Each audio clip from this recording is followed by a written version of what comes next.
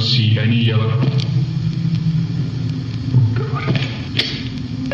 Dennis, did you move those eyes? No. Dennis, who the hell is... Olha essa ambientação suja, é aterrorizante. Olha pra um lugar escuro como esse e a câmera toda falhada, era papo de se tremer todinho de medo.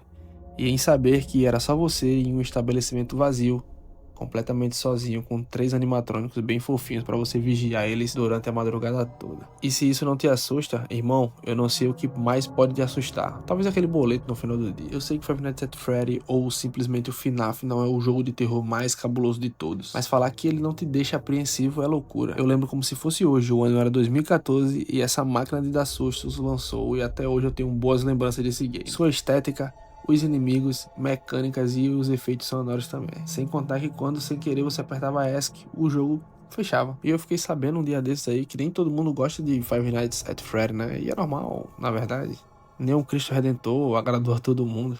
Mas uma pessoa que não gosta da estética desse jogo é maluco. Sem contar que a qualquer momento você poderia levar um susto grande com um bicho todo esquisito na sua frente gritando. E sim, esses gritos eram muito, mas muito alto mesmo. E por esses dias eu voltei a jogar esse jogo, que por mais que eu goste muito dos primeiros que foram lançados, até porque os últimos, pelo amor de Deus, só jogo porco. E por mais que eu goste de verdade desses jogos, eu nunca cheguei a zerar nenhum. É engraçado, né, falar isso. Mas eu joguei quase todos os jogos e só fui até a última noite. Nunca passei dela. E sem contar que a última noite do FNAF 1 é loucura. É o Bonnie pancando as portas, a Tika também, o Freddy atravessando porta porque ele é apelão e atravessa portas, a Fox pra lá e pra cá naquele corredor, pô, é o inferno na terra. E sem contar também que tem a Six Night, que é o inferno só. E no primeiro jogo da franquia, que tinha o seu charme, os primeiros animatrônicos eram a Tika, o Bonnie, o Freddy e a Fox. E de longe é os animatrônicos com o design mais brabo de todos, de verdade. Eu gosto muito do design do primeiro jogo. Assim, era um design bacana, não era um design assim muito aterrorizante em si, né? A não ser quando o Bonnie ficava nessa câmera aí, bizarro demais. E quando lançou esse jogo, eu lembro que pela internet assim e tal, foi muito, mas muito aceito mesmo. Essa bomba explodiu na internet e todo mundo jogava. No YouTube era só o que tinha. E sempre tem a galera que cria as teorias doidas lá, né? E era um grande mistério tudo isso.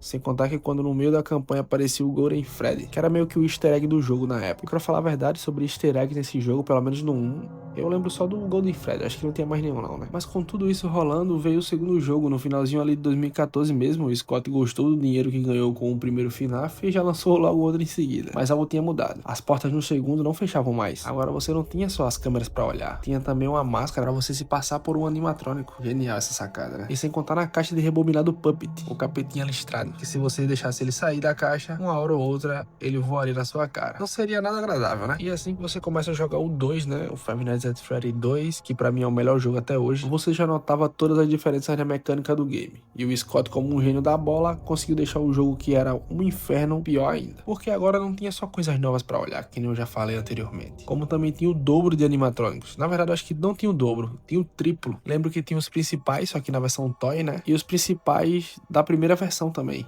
que eles eram meio que destruídos no game. Mas a Tika, o Bonnie e o Freddy tinham os Toys, que era 3, e mais 3 quebrados do primeiro jogo, como se alguém tivesse destruído eles e levaram ele pro jogo 2, entendeu? Aí tinha a Vaca também, que o nome é Mango, tinha o Puppet, que nem eu falei, que é o da caixinha de música, e o Pinóquio, o estourador de balões e comedor de pilha. Na verdade pode ter um animatrônico a mais, eu não sei, o Deva não está lembrando, né? E agora a Fox não passa mais no corredor. Agora ela pula na sua cara. Não é só aquele susto que você vê pela câmera, e sim um susto real no seu rosto. E sim, esse jogo eu nunca passei nem da noite 4. Falar a verdade, eu não sei nem se é normal não zerar os jogos que você gosta, né? Um dia eu pego pra zerar essa bomba. E o mais louco nesse jogo é que cada bicho tinha sua forma de afastar eles de você. Exemplo, os Toy tinham que colocar máscara. Tipo, eles pensaram que você tava se passando por um animatrônico também e vazar, entendeu? Tipo, aliado. E o Fox, por outro lado, você tinha que jogar flashbang na cara dele. Não é flashbang, é a lanterna. E pra mim esse jogo até hoje é o melhor já feito pelo Scott da saga de Five Nights at Freddy. Esse é bem completo e bem complexo também. E nesse meio tempo, o pessoal das teorias já tava tudo doido falando de animatrônico que estava quebrado, que aconteceu isso e aquilo. Realmente esse segundo jogo trouxe várias teorias na época. Simplesmente pelo fato de ter mais coisas, né? E ser bem mais misterioso também. E outra coisa que o Scott fez bem na época foi deixar os jogadores percebendo que realmente estava acontecendo algo ali por trás do jogo. Não era só um monte de bicho pulando na sua cara. E isso era um suspense que só aumentava a cada jogo que era lançado. O pessoal sabia que tinha uma lore ali por trás e que tava acontecendo alguma coisa. Beleza, mas temos que falar do terceiro jogo da franquia. Se realmente existe algum fã desse jogo aí, tá de parabéns, né? Porque eu nunca vi um jogo como esse na minha vida. Esse terceiro jogo aí é muito ruim. É um jogo meio esverdeado, com uma estética até boa.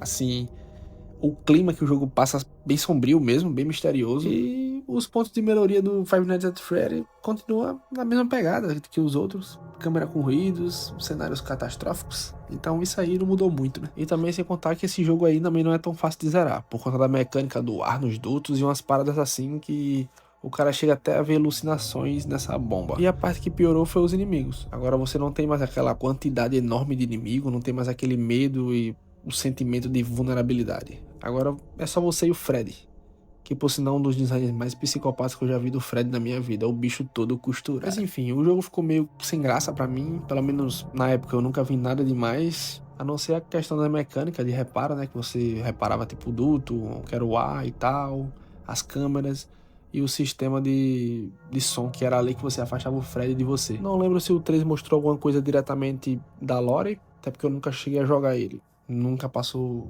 uma vontade assim. Depois do segundo jogo ter sido lançado, cheio de coisas e simplesmente ser o melhor jogo, aí o Scott Cawthon vem com o segundo melhor da franquia, o Five Nights at Freddy 4. Cara, e o que eu acho bem diferente nesse jogo é que não é mais um estabelecimento de pizza ou algo do tipo.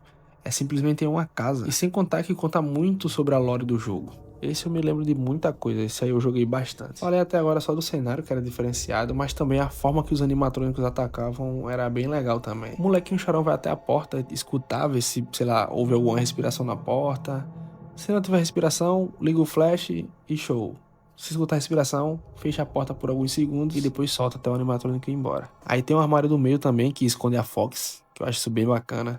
E na cama de trás do moleque tem uns bichos que ficam lá, que eu nunca entendi muito bem o que era, parecia os mini Freds, mas esse aí também era cheio de animatrônico, cheio de negócio pra te dar susto, e com a estética bem assim, sombria. E pô, isso aí, sério, o 4 é absurdo, eu gosto muito desse jogo. E um ponto também desse jogo é que os animatrônicos, né, o bicho ruim, é muito, mas muito feio. Realmente dá receio de você levar um susto pra uma desgraça dessa. No primeiro jogo eles são bem normais, assim, né? No segundo jogo já tem alguns com um design muito doido. No terceiro, bem bizarro, o Freddy costurado. Mas no quarto, meu amigo, é outro nível. E sem contar no Fred Nightmare. Esse é loucura demais. E que nem eu falei, né? Mostra um pouco da lore esse jogo. Eu não lembro muito. Não acompanhei a lore em si, só entrava pra tomar um susto e show, até porque a lore desse jogo envolve muita coisa e acaba que eu não tenho paciência pra isso tudo. Aí depois dele veio o Five Nights at Freddy's Sister Location, que né, foi bem depois do 4 e me impressionou na época. Era um jogo meio colorido, mas tinha um suspense, e uma coisa que eu não curti muito nesse jogo do Sister Location foi os animatrônicos, que eram bem coloridos, e o que eu mais gostava era o design dos bichos, que era todo esquisitão. E esse aí, o bicho era colorido, então não teve muita graça que nem tinha antes, né? E como eu já falei, sempre gostei da pegada mais bizarra mesmo. Mas o jogo é bom.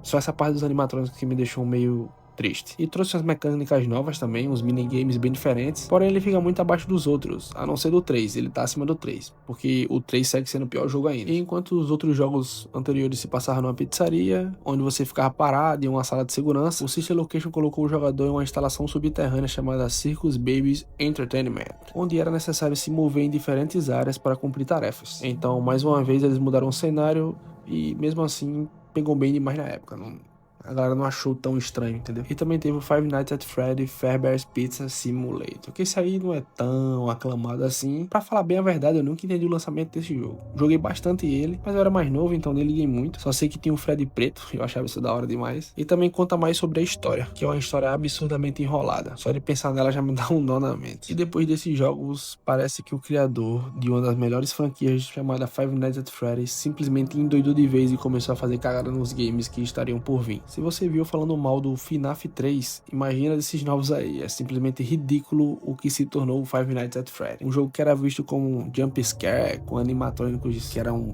design absurdamente aterrorizante, agora virou um joguinho de criança 100%. E um dos casos mais absurdos, né, que teve mais impacto assim na comunidade foi o Secret Breach, que você simplesmente tem um animatronic que é seu amigo. Peraí, os animatronics não era pra tentar pegar a gente? Como assim ele ajuda a gente? Na minha cabeça isso não faz sentido. E o grande erro pra mim foi esse: mudar toda a estética do game e entrar numa estética meio que infantil. Nos primeiros jogos, o terror do FNAF vinha muito da simplicidade, né? Cenários escuros, pouca informação sobre a história, animatrônicos com aparência estranha e perturbadora, sensação constante de vulnerabilidade e muito espaço para a imaginação do jogador. Então a galera jogava ali e tinha todo aquele suspense, mistério, e a galera ficava imaginando o que é que tá acontecendo. E isso era muito bacana.